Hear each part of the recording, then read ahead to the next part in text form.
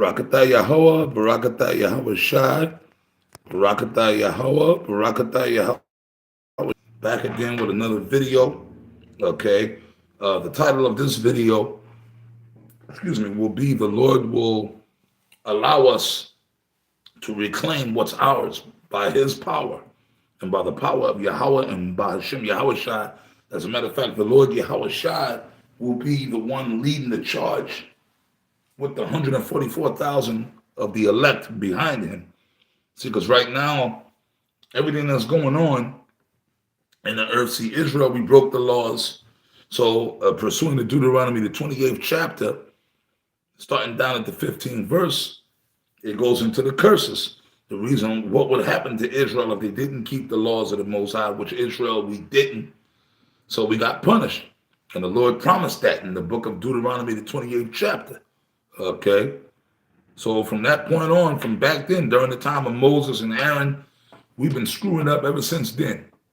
Even though the Lord gave us the kingdom, we went into different captivities.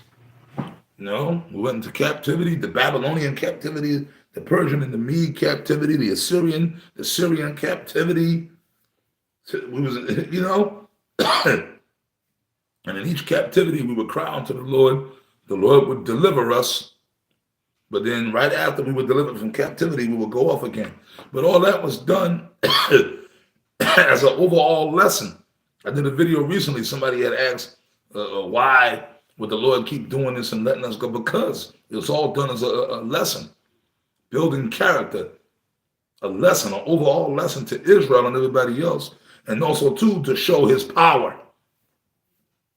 But the Lord gives men, the Lord controls all things. But on this earth, while you're here, you do have a form of free will in your spirit, in your mind, to make the right decisions or make the wrong decisions. The Lord sits back and lets things play out. He'll give you choices, man. But anyways, we made the mistake, and then here it is. We're in the final, which this captivity was the worst out of all those other captivities. This eclipses all those other, here in America, here in the Western Hemisphere. Because on this side of the world, all the 12 tribes we lost the total identity of who we were as Israelites. Okay? When the so-called Negroes, well, first of all, when the Northern Kingdom, the tribes of Ephraim, Gad, Reuben, Issachar, Simeon, Zebulun, when we came out of the Syrian captivity and came over here on those ships, okay, 2,500 years ago, the purpose of us coming here was to so-called keep the laws of the Most High, because we were in that captivity, we couldn't keep it. But then as soon as we got over here, maybe for a little while we caught ourselves trying to keep the law. There were no other natives, there was nobody here. So this land, the Most High already had this land set up for us, the Northern Kingdom of Israel. But then maybe for a little while we caught ourselves trying to keep the laws. There were no other heathens or nobody else here hindering us. But eventually, what did? We got over here and we started going off. We started going off. Down through the generations, we went off into heathenistic customs like that Issachar, the Aztecs down there in Mexico and stuff. Killing and oppressing other smaller tribes. We built pyramids, and we built pyramids to the other gods and the sun god, and sacrificing our own people to the sun god. And all of us, even Gad, Reuben, we went off too. Gad started performing other rituals, the sun dance where they pierce their bodies and hang from the tree. So we started going off and doing all kind of heathenistic shit. That was before the Southern Kingdom even got here. Waging war on each other, putting each other in captivity. We was doing with the Northern Kingdom, we weren't no saints over here. Watch that movie Apocalypto. Okay? Watch that movie Apocalypto. That explains it perfectly. That was Issachar down there putting hell on them. I mean, that movie right there, man, shit, our people, we became heathens. You see? Which was the purpose. The Lord took us out of our land and put us in captivities. So the Spirit had, but it was all meant because the prophecy had to be fulfilled. This place called Babylon had to come. Esau had to come over here and to conquer us. Well, how you think it was the Lord's will over all? Okay, Deuteronomy 28:15. The Lord said it. So being that we wanted to come over here to this new land over here in North America, which at the time it wasn't called, it was really known as the land of Canaan, or in the Apocrypha it's known as Ashereth. Okay, the Apocrypha explains to you how the so-called Native American tribes got over here. Not no land bridge, not the other crazy shit they talking. And by the way, no, it wasn't no people from Africa that came here and the so-called Africans are the real. Look, those are all false doctrines that people are coming up with now to try to keep the tribe separate. Because now you get this new demonic weirdo doctrine. They're saying the so-called black people are the real Indians and the real Indians were black and all that other stuff. Look, man, that's all bullshit. Oh yeah, and of course, yeah, the slave ships never exist. That's a lie. Because then that's set up to debunk what the prophecies say too. In Exodus, they shall come by ships, saying that these so-called African American people, they're the real native, they're the real American Indians. They were always here. And the white man just enslaved the real Indians. So then what about the other people that live on the reservations that look like Indians? They're just, oh, those are just some heathens or white people that came out of nowhere, right? It doesn't even make sense. And then that debunks the whole thing of the slave ships. So you're saying that there never were slave ships. Slaves from Africa never came here because all these black folks, I'm talking about these regular so-called Negroes and Negro women, they're the real Indians. That's all bullshit. And it's not true. Now don't get me wrong, you got Gadites that look like Negroes because their father down the line somewhere might have dealt with a black woman. You know what I mean? So then the baby came out looking more like Judah than it did. And then, you know what I mean? Yeah, you got Negroes, or you got people who look like they might be Negroes, but their ancestry on their father's side and their father's line might go back to Gad or Reuben. You have that. We got brothers in the truth that are Gad or Reuben, but they kind of look like Judah. Yeah, you'll have that. But, you know, that don't mean every so-called black person is a Gadite or a a Gadite or a Reubenite. It don't mean that. But anyway, staying on the point, we came over here first and started going off, and then going back into Exodus, was it 20:2? I shall bring thee into Egypt again with ships. So I don't care what nobody got to say. The Bible said, and then that's how the transatlantic slave trade came to be. The Negroes, West Indians, and Haitians came on the slave ships and got over here, right? But in this captivity, right, like I said, the Northern Kingdom, we were already here for shit 2,000 years prior. But our time here, what did we do? We started going off. So over time, we started forgetting about being Israelites. Certain small little customs that we would still do, we still held on to, like the fringes. The Native Americans, we wore the fringes, and some of our languages and certain little customs that we held on to. But overall, the Lord took the memory of Israel away from us too. Because what did we do? We started calling ourselves by these other names that we came up with. Cherokee, Lakota, Miccosukee, Cree, Chumash. You know, you meet somebody, no, I'm a Blackfoot Indian, I'm a Comanche Indian, and I speak Comanche, which all those languages we speak go back to the Hebrew anyway. But the Most High took the memory out of us too. Some of the customs and some of the things we did or do still kind of relate back to our ancient Israelite culture. But overall, the Northern Kingdom, we lost it too. Issachar, Ephraim, we all lost it. And then when the so-called Negroes came over here in captivity, slavery is what beat the memory of being Israelites out of them. Brainwashing by Esau. Torture. You see what I'm saying? So through the generations, them jakes that came in the slave ships, a lot of them knew they were Israelites. So all together, we all ended up, all the 12 tribes, we all ended up over here together. All of us, with the help of Esau embellishing it, we all forgot about the memory of being Israelites was totally taken away from us. And that land over there, Jerusalem, none of us knew that land really belongs to us, not them Amalekites over there. Because it's Amalek that's running this whole show on earth, starting with the Illuminati and the elites.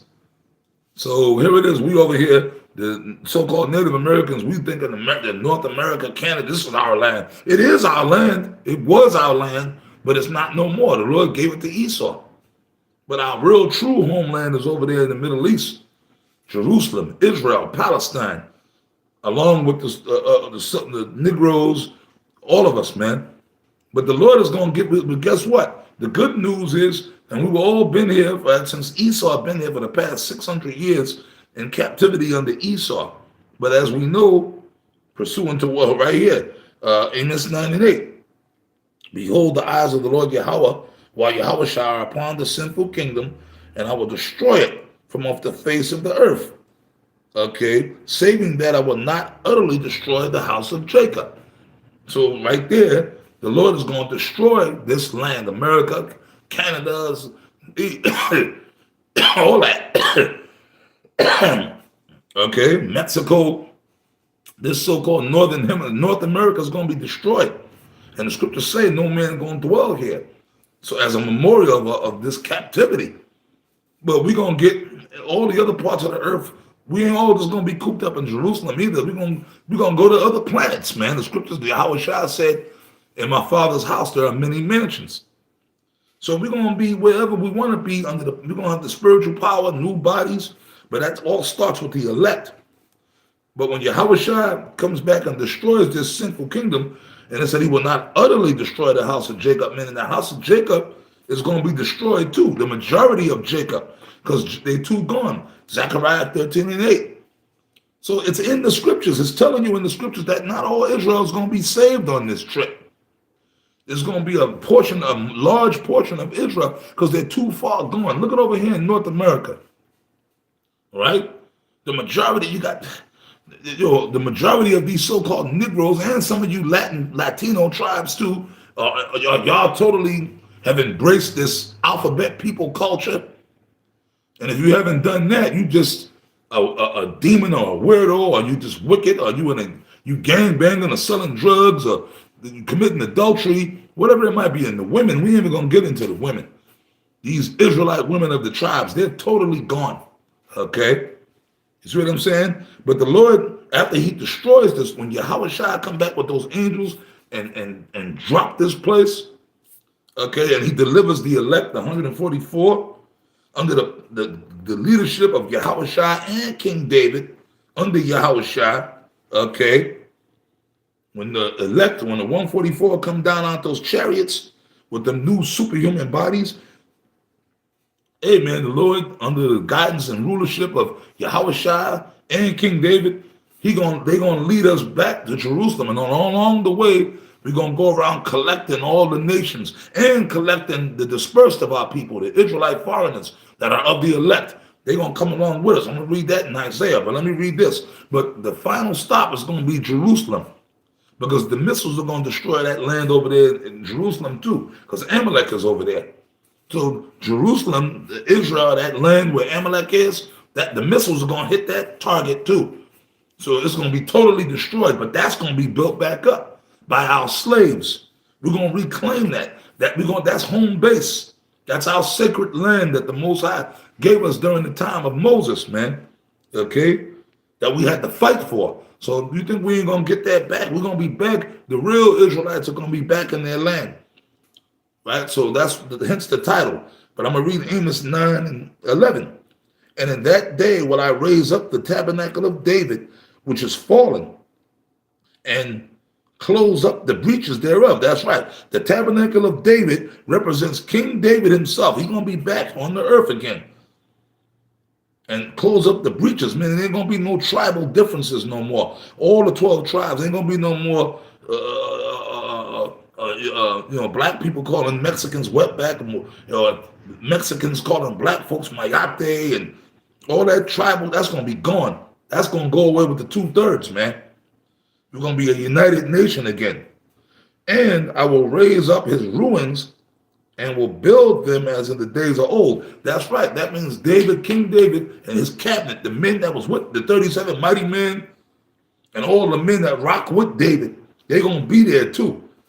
And build as in the days of old. So which means King David, he gonna have to go back to Jerusalem. Okay, I'm gonna read this real quick. We're gonna have to be King David gonna sit on the throne in Jerusalem as the earthly king over Israel, right? I'm gonna read this, Galatians 4:26. But Jerusalem which is above is free, which is the mother of us all. That's right, man. Jerusalem, which is free. Jerusalem is going to be free again of the clutches of that damn devil, Esau, of them Amalekites, man. Okay? You see what I'm saying? Of them daggone Amalekites, man. They're going to be blasted up out of there. And the stragglers of all the other ones, because at that point, remember, we're going to have that spiritual power. We're going to have Yahweh Shai and King David guiding us. The ones of us of the hopeful elect. And that's why the scripture says, give diligence to make your calling and election sure. That's why you got to be serious about this truth. We got to be into this thing. We got to be, because you want to be delivered, man. Now I'm going to go back to the book of First Chronicles 23 and 25, right?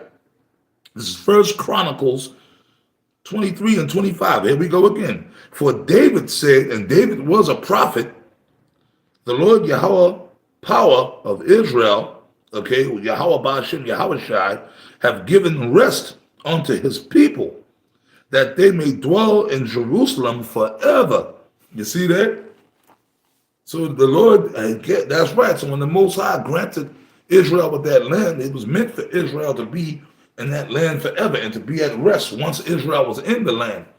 But the Lord uprooted us out the land to punish us because we had to go through our punishments. We had to go through our punishments, but the Lord is going to return Israel back to that land. Okay? I just read in Amos where the Lord said, look, man, he's going to raise up King David again and build it as in the days of old. Then I read Galatians, it says Jerusalem that's the mother of us all. That's the homeland. That's where the Garden of Eden was. That's the center of the earth, man, as they say. That's the Mecca of the earth, what it's going to be again when the real Israelites are there. And Amalek is going to be dragged back into slavery, back into Jerusalem, starting with the elites, and they're going to build it back up for our purposes. Now, I'm going to end off with this. Isaiah 14 and 1. We've read this a few times and broke it down. This is a scripture a lot of you brothers got to understand. For the Lord Yahweh, Yahweh Shai, will have mercy on Jacob and will yet choose Israel. And yet choose Israel, the real Israelites. First of all, them Amalekites are not Israelites. They're Edomites, Amalekites, they're opposers. And set them in their own land. What's the land? I read Galatians 4:26. Is the mother of Jerusalem, is the mother of us all. Of who? The Israelites. The Israelites. That's our land where we come from, where the Lord, that's our homeland. And the strangers will be joined with them, and they shall cleave to the house of Jacob. That's right. Cleave, meaning what? The Israelite foreigners, the ones of our people that are dispersed amongst the other nations, that don't know that they're Israelites. You see what I'm saying? When the Lord raised up the 144, they're going to gather the ones of our people, and those will be the members of the elect primarily. And we're going to be back. They're going to cleave onto us. Okay? So we're going to have that land. Then when you go to the second verse, that's going into putting the other nations in captivity. So we're going to return onto our land with the elect of the Israelite foreigners, because they got to come back. They got to be grafted back in too. You see what I'm saying? They got to be grafted back in too. So we will, the Lord, by the power of Yahweh Shai, Yahweh and Yahweh Shai, we will reclaim what's ours, primarily our inheritance. Your inheritance represents your land, starting with that land over there where them Amalek is, them devils are, and the whole earth. So with that, I'm going to say shalom.